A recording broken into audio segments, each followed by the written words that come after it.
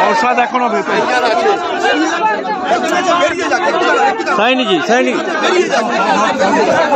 আছি আরে পরে কথা বলবে তো।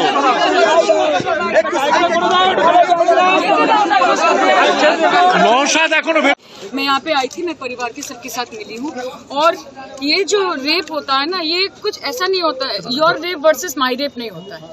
जब किसी की जान जाती है, किसी बच्चे की जान जाती है, किसी माँ की कोख अगर खाली होती है, उसका दर्द हमारे दिल में भी होता है।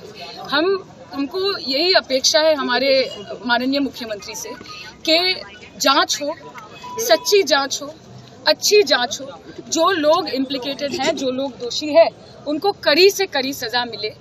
आप सबको पता है कि मुख्यमंत्री ने ये आश्वासन दिया है कि हम इसके डेप्थ तक जाएंगे, इसके अंत तक जाएंगे। और अगर ये ऐसा देखने में शायद लग रहा है कि 2, 3, 4 लोग इसके साथ युक्त है, लेकिन ये एक बहुत बड़ा रैकेट है।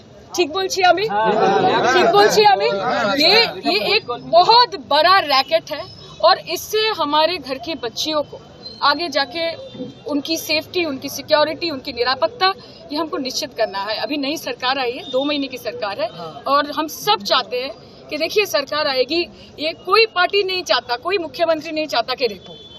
वो बीजेपी के मुख्यमंत्री भी नहीं चाहेंगे, तृणमूल के भी नहीं चाहेंगे, कांग्रेस के भी नहीं चाहेंगे। लेकिन अगर ऐसी एक घटना घटती है, सबसे इम्पोर्टेंट जो चीज होती है कि उसको कैसे हैंडल किया जा रहा है।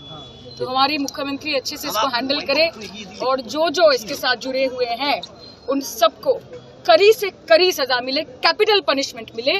और जो लोग यहाँ पे आगे बढ़ के आए, जो लोगों ने पुलिस से भी पहले यहाँ पे इस बच्ची के लिए जिन्होंने आवाज उठाई, मैं उन सबका धन्यवाद करती हूँ कि अगर आप लोग नहीं होते तो शायद একদম হবে, একদম ফাঁসি তো হতেই হবে, ফাঁসি হতে হবে। এবং তার জন্য যেখানে যেখানে চিঠি লেখার আমরা লিখবো, তোমরা ঐক্যবদ্ধ থাকবে। তোমরা ছিলে বলে এই বিষয়টা এরকম ভাবে বেরিয়ে এসেছে। আজকে গোটা ভারতবর্ষ তাকিয়েছে এদিকে।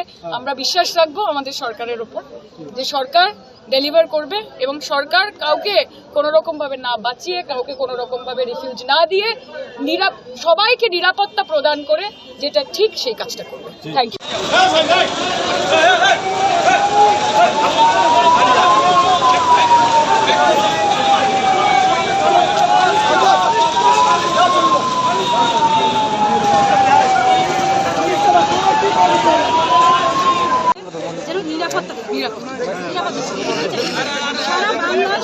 ভারতবর্ষ চলো অসুস্থ হয়ে যাচ্ছে।